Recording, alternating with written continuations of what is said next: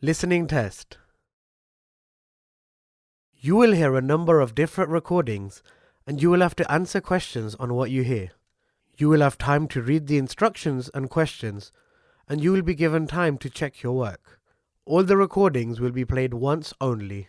The test is in 4 parts. Now turn to part 1. You will hear a conversation between a police officer and a crime victim.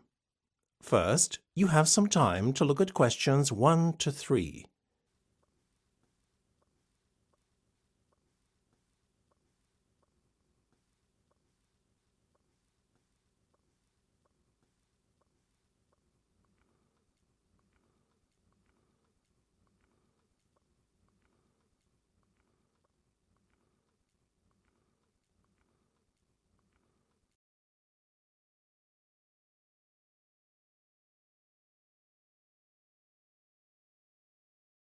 You will see that there is an example that has been done for you. On this occasion only, the conversation relating to this will be played first. Good afternoon, Sussex Constabulary, PC Browning speaking. Good afternoon.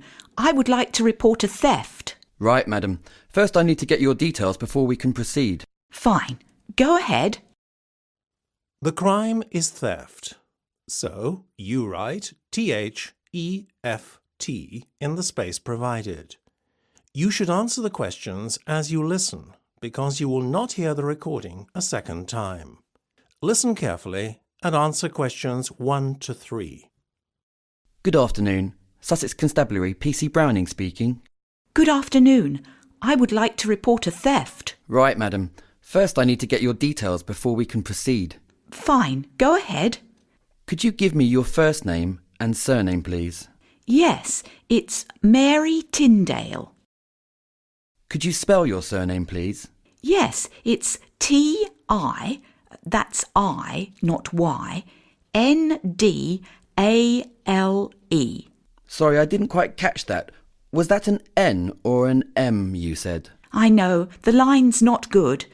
I said N, not M. OK. And your home address and postcode? 4 Larch Avenue, Park Road, Swindon. Sorry, you said 4 Larch Avenue, as in L-A-R-C-H? Yes, and the postcode is FN1SW19. Before listening to the rest of the conversation, you have some time to look at questions 4 to 10.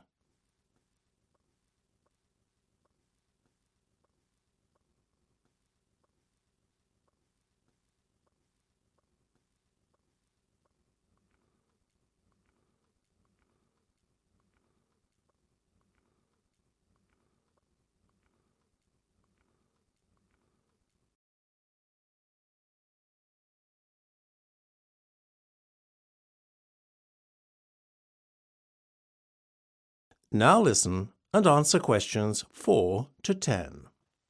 OK, that's fine.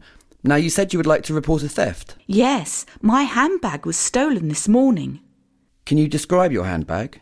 Well, it's quite an ordinary white leather bag with 2 black leather handles. Oh, and a black shoulder strap too. Any other features you could describe? It's quite plain. There isn't any picture or design on the front. There's also a zip fastener on the top. How about the contents? Did you have any valuables in it? Luckily, no. I left my iPad at home along with my mobile. I'm quite forgetful sometimes. I had a purse in it, though, with a small amount of money, as well as my driving licence. My keys and personal items and so on, I always keep about me in my coat pocket. OK, that's fine. All I need to have is your phone number or other contact number. My mobile number is 07900381988. Sorry, was that 88 at the end? Yes, that's right. Thank you. That's all I need for now. You need a crime number. OK, I'll just get a pen. Ready? Go ahead. So, it's TK34S5899. We'll contact you within the week to give you an update. Thank you, officer. That's the end of section 1. You have half a minute to check your answers.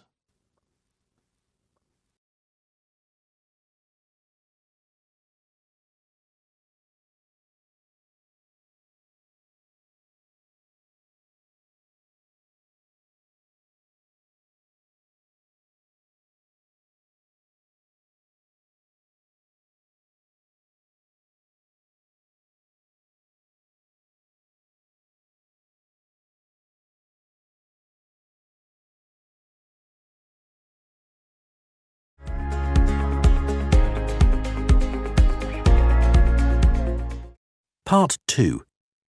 You will hear an interview with John Whiting, reviewing prison systems in America, past and present. First, you will have time to look at questions 11 to 15.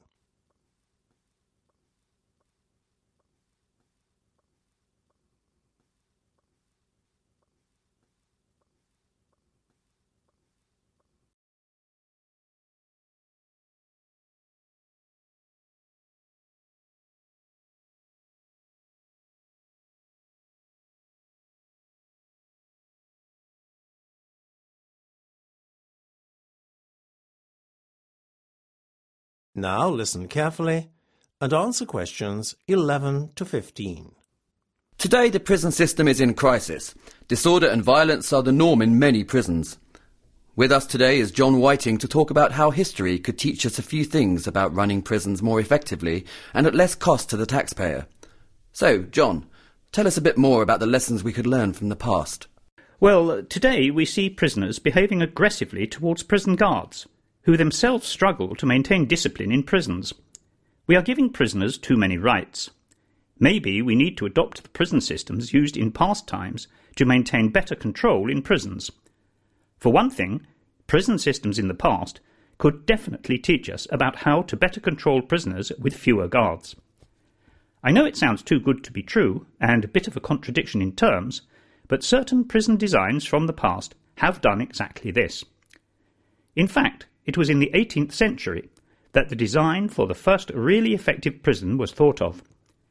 Even today, the design is far superior to any modern prison building. The design was the idea of philosopher and social realist Jeremy Bentham. Named the Panopticon, after the Greek pan, meaning all, and opticon, seeing, the design allowed a single guard to watch many prisoners at the same time.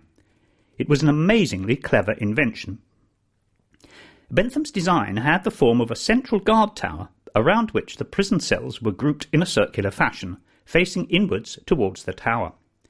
Seen from a bird's-eye view, the design resembled a giant pie cut into segments, each triangular segment being an individual prison cell, with the watchtower at the centre. What made this design so clever was the fact that only one guard was needed to watch all the prisoners. As a result, fewer guards were needed, reducing cost and manpower. It also had the effect of making prisoners behave better. This was because, whilst the guard could in theory see all the prisoners at any one time, they could not see him, due to the way the prison was designed. So, manpower could be reduced to almost zero at times if the guard wanted to take a break, as his prisoners would never realise they weren't being watched. Before you hear the rest of the discussion, you have some time to look at questions 16 to 20.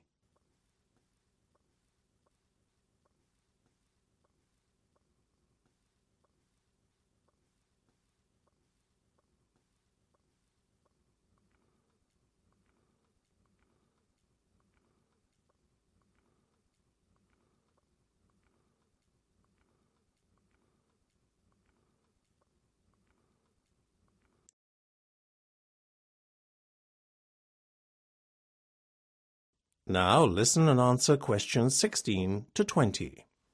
Although Bentham's idea was never put into practice in his lifetime, in later years a very similar design was patented by William H. Brown and Benjamin Hall in 1881. One of these, the Squirrel Cage, in Pottawatomie County, only closed in 1969. It was one of 3 prisons designed by Brown and Hall. Each had the unusual feature of revolving prison cells that moved around a central tower, like a wheel revolving on its axis. Bearing an obvious similarity to Bentham's panopticon, the cells within the wheel-like structure were all also triangular in shape. Brown and Hoare's designs ensured that no personal contact between prisoner and jailers was necessary. However, they also allowed maximum security with minimum jailer attention, just like Bentham's original panopticon design, in fact. The main difference between the three prison designs was in their size. The Pottawatomie County Jail was constructed on 3 floors, whilst the Crawfordsville Jail in Indiana was a 2-story prison, and the Gallatin, Missouri Jail only a 1-story prison. The Pottawatomie County Jail also had some extra buildings outside the perimeter of the prison cells. These buildings included the kitchen, jailers' accommodation, as well as cells for female prisoners and more trusted inmates. All buildings now are disused as jails, and they function as museums to those interested in history and the purely curious. Any modern-day visitor can now see firsthand the signatures and dates of many of the prison's infamous prisoners, which are carved into the prison walls. They can also marvel at the ingenuity of prison buildings that have never been equalled in practicality and design since they were first constructed over 100 years ago. In complete contrast to the preceding prison designs is the contemporary architecture of Norway's Halden prison. This, for me, exemplifies what is wrong with prisons today.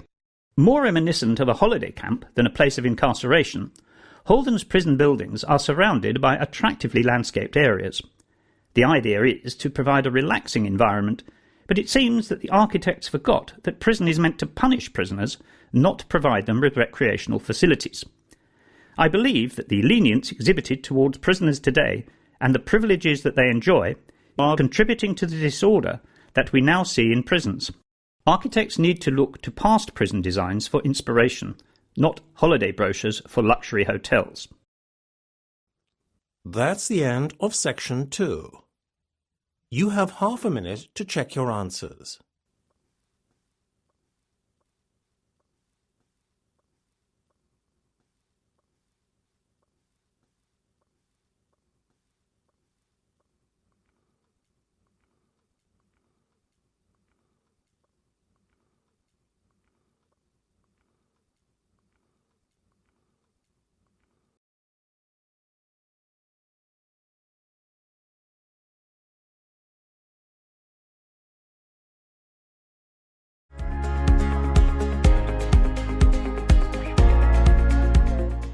Part 3.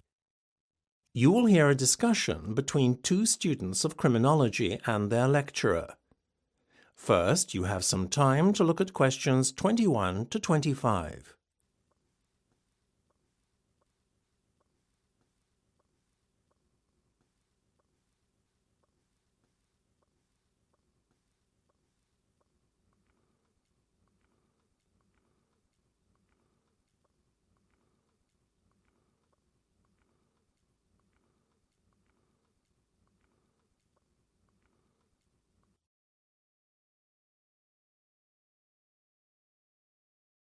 Now listen carefully and answer questions 21 to 25. That was a really fascinating lecture. If a bit gruesome. Well, the Ratcliffe murders of 1811 certainly had a significant impact on English society at the time. It wasn't just the fact that innocent parties were involved, or that 2 households were brutally murdered that provoked public outrage and hysteria.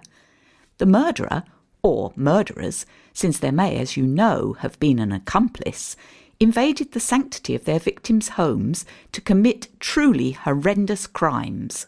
An Englishman's home is his castle, right? So I guess no one felt truly safe in the comfort of their own home after that. Exactly. That's also why burglaries, too, have such a profound effect on their victims. It's often not the loss of valuables or possessions, or even the inconvenience that upsets a victim most, but the fact that their conviction of being safe in their own home has been severely compromised. But public hysteria broke out too, didn't it? Because there was a feeling that public safety was under threat. It was felt that the localised police forces at the time were inadequate. Very true. The police force at the time had limited power. They could enforce the rulings of a local magistrate for the county, but they had one huge disadvantage. There was no communication between county police forces, was there? Yes, details of crimes committed within a county were not shared.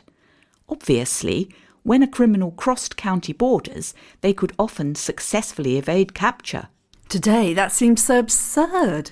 Nowadays, with information instantly accessible to all police forces nationally and worldwide on police computer systems, yes, it does.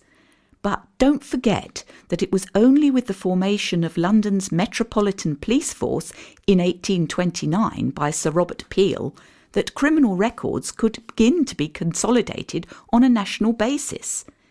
Even then, some areas outside and even within the Metropolitan Police District remained beyond the jurisdiction of the Metropolitan Police Force.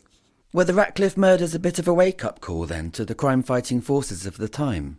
More than that, they acted as a catalyst in the formation of the Metropolitan Police. The public too played no small part in bringing about the much-needed shake-up in the policing systems of the era. So the Metropolitan Force was founded over half a century before the infamous Jack the Ripper murders. Yes, however, in spite of the force's best efforts, the Ripper remained at large. Many suspects were put forward, though, ranging from children's author Lewis Carroll through to artist Walter Sickert. Despite the notable failure to deliver justice on this occasion, the Metropolitan Police Force could not be blamed for any inadequacies in police procedure. In fact, the creation of the Metropolitan Police Force was a turning point in English law-keeping. Before you hear the rest of the discussion, you have some time to look at questions 26 to 30.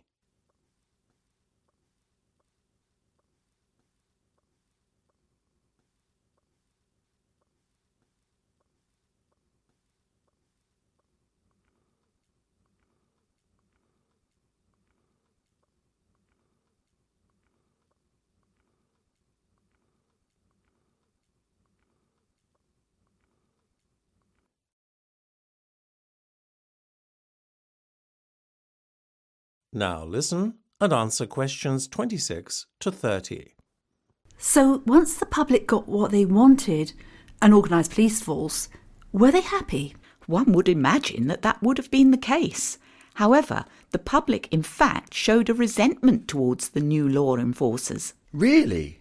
Yes, so much so that the public gave them derogatory names like peelers and bobbies, nicknames derived from the name of the Metropolitan Force's founder, Sir Robert Peel. I guess not many people would have wanted to work for the Metropolitan Police then. Well, at least it was full-time paid work. In fact, policing only first became a permanent full-time profession with the advent of Henry Fielding. He formed a force armed with pistols, known as the Bow Street Runners, in 1749, answerable to and paid by a magistrate's office.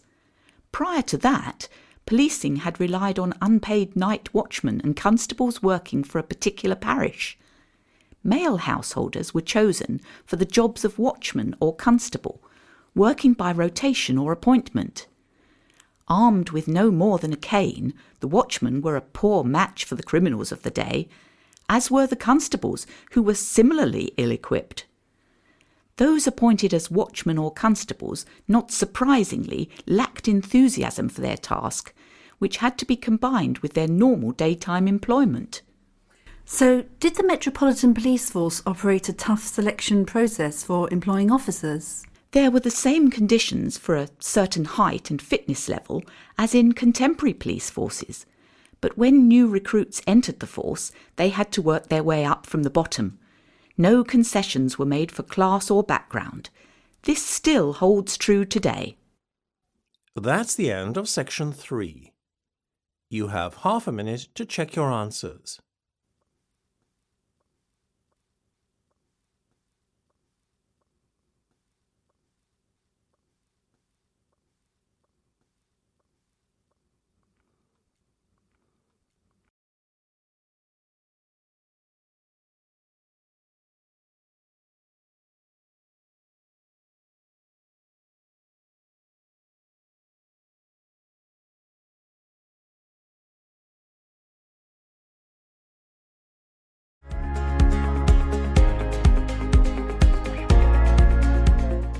Part 4. You will hear a recording describing a trial courtroom and the conduct of legal trials. First, you have some time to look at questions 31 to 40.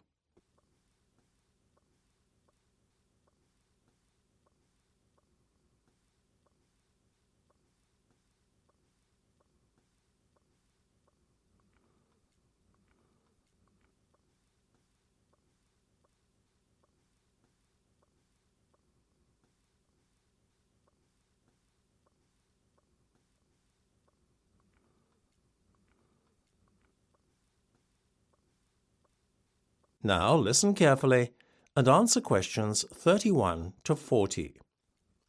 Although variations occur in courtroom layouts, this is a description of a standard UK trial courtroom.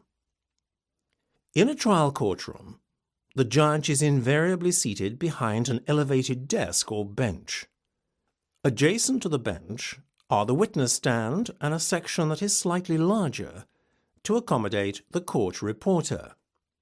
Behind the court reporter, the bailiff stands against the wall of the courtroom throughout the proceedings. His job is to ensure the court procedure is observed and order is maintained. Directly in front of the judge's bench, located in the central courtroom area known as the well, is a table where the court clerk sits and records court proceedings.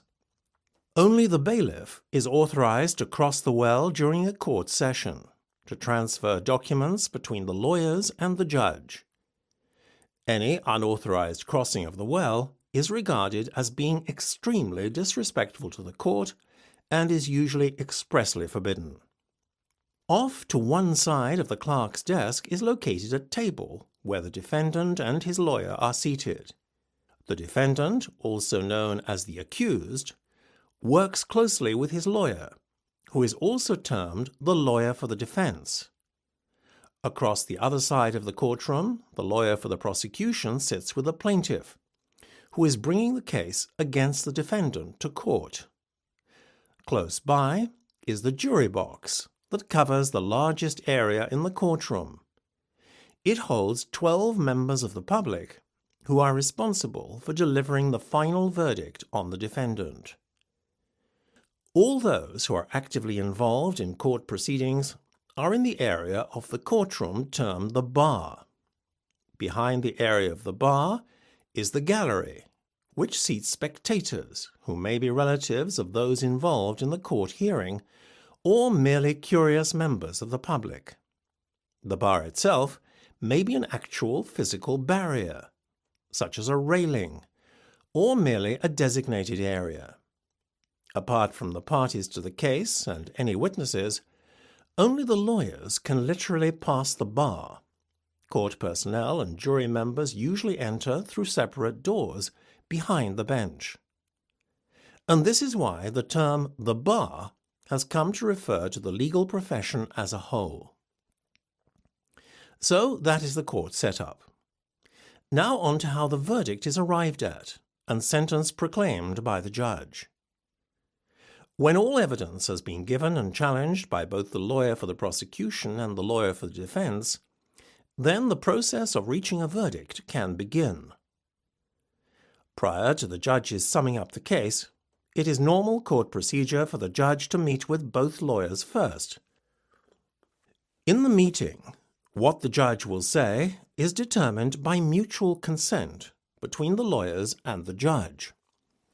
It is then up to the judge to decide if the summing up will be split into two parts. If this course of action is taken, the summing up will be divided into a legal part and a summary of the facts of the case. The legal part is basically a clarification of what the charge is and what has to be proven, in addition to any special directives for the case, such as the need to respect confidentiality. The summary is given to ensure that all members of the jury are reminded of the essential facts of the case. It is an impartial summary of all the evidence heard during the trial by the jury. After the summing up, the judge will stress the importance of reaching a unanimous verdict. The jury will then retire to consider their decision. If the case is particularly complex, the judge will first issue the jury with a written document entitled A Route to Verdict. This is essentially a series of questions the jury should pose themselves whilst considering the verdict. The time taken for a jury to reach a verdict can vary from a few hours to several days. If there is a chance that the verdict will not be reached before the end of the court day, then members of the jury are free to go home, on the proviso that they will not discuss details of the case with anyone outside the courtroom. The more serious the case, the longer a jury may take to reach a decision. If the jury continues to struggle to reach a verdict, the judge will deliver a Watson direction, which is also known as a give and take direction. Essentially, this is a directive reminding the jury of their oath and to maintain unbiased views whilst discussing the verdict. Should the jury not be unanimous in their decision, then a majority verdict is permitted. Once the verdict has been delivered, the sentencing of the accused is left entirely to the judge. The jury is, however, permitted beforehand to influence the judge's sentencing in order to make it more lenient. Accordingly, a recommendation of mercy is added to the jury verdict. Whether the judge takes this into account is entirely up to them. That is the end of part 4.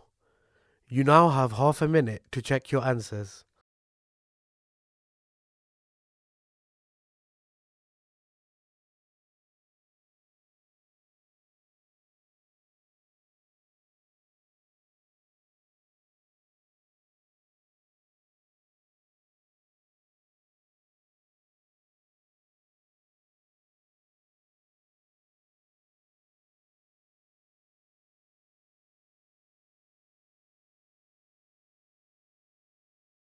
That is the end of the listening test.